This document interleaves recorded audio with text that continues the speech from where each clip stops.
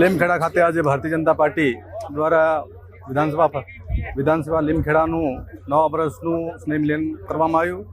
એમાં ઉપસ્થિત આપણા સરકારના કેબિનેટ મંત્રી ડૉક્ટર કુબેરભાઈ ડિંડોર, સન્માન્ય મંત્રી બચુભાઈ ખાબડ, માન્ય સંસદ સભ્યશ્રી અને મોટી સંખ્યામાં સૌ કાર્યકર્તાઓ ઉપસ્થિત રહ્યા।